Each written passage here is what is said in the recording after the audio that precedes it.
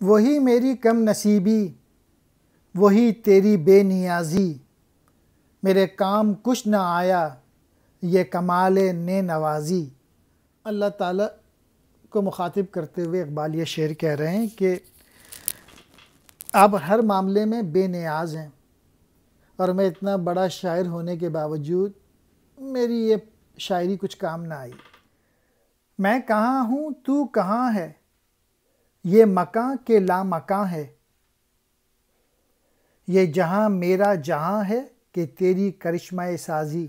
مکاں سے مراد کائنات، لا مکاں عالم بالا، کرشمہ سازی ناز و انداز۔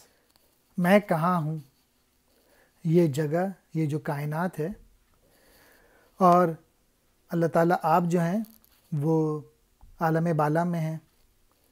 مجھ پہ یہ بید ابھی تک کھل نہیں سکا اس دنیا کا ہونا۔ مطلب یہ ہے کہ انسان کو ابھی تک اپنی حقیقت ابدی کا سراغ نہیں مل سکا۔ یہ میرا پسندیدہ شعر ہے۔ وہ فریب خوردہ شاہین کہ پلا ہو کرگسوں میں، اسے کیا خبر کہ کیا ہے راہ و رسم شہبازی۔ اپنے دوست بہت دیکھ بھال کے بنانا۔ اگر گدھ جیسے دوست بنا لیے تو کیا ہوگا کہ وہ آپ کی ساری صلاحیتیں ختم کر دیں گے۔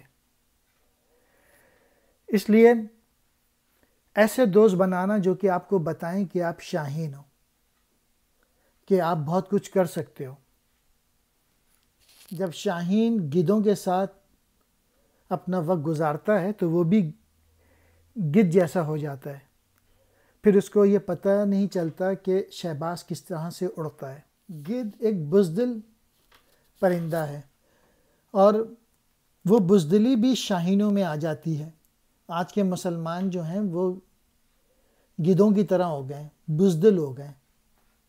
یہ فیصل اختر نے اردو بلاگ میں لکھا ہے، میں اس کو بارو کر کے پڑھ رہا ہوں کہ this is a commentary on the state of Muslims who have been raised without knowledge of their religion. The religion teaches Muslim self-reliance, bravery, support of the weak, and to fight against oppression.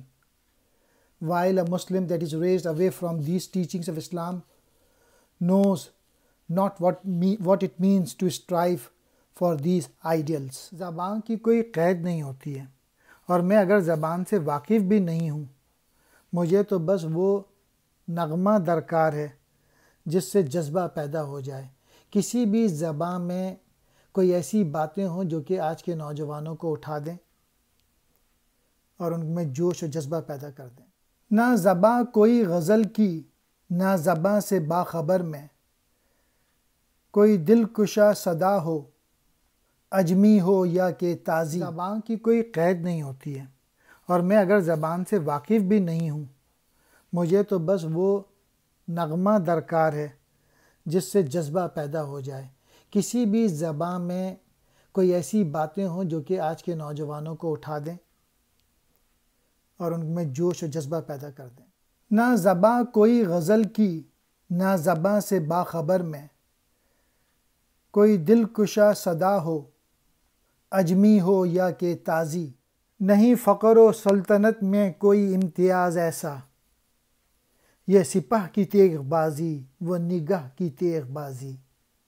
کوئی فرق نہیں ہے درویش میں اور کسی بادشاہ میں، اور اقبال جو یہ کام کر رہے ہیں درویش والا کر رہے ہیں، وہ بھی لڑائی لڑ رہے ہیں، اور وہ اپنی پوئٹری کے ذریعے اپنی قوم کو جتوانے کی کوشش کر رہے ہیں، اٹھانے کی کوشش کر رہے ہیں۔ کوئی کاررواں سے ٹوٹا، کوئی بدگمان حرم ہے، کہ امیر کاررواں میں نہیں خوئے دل نوازی۔ یہ شعر آج کے مسلمانوں پر بالکل صحیح جچتا ہے کہ کوئی کاررواں سے ٹوٹا، یعنی دور ہو گئے ہیں اپنے کاررواں سے، اپنے لوگوں سے، اور کوئی حرم سے دور ہو گیا ہے، بدگمان ہو گیا ہے۔ اور جو امیر کاررواں ہیں، جو لیڈرز ہیں، جو پرائم منسٹرز ہیں، مسلمانوں کے جو بادشاہ ہیں، ان میں دل موہ لینے کی صلاحیت نہیں ہے، ان میں کوئی ایسی صلاحیت نہیں ہے کہ اپنی قوم کے لیے درد رکھیں، جس کی وجہ سے یہ حالات ہو گئے۔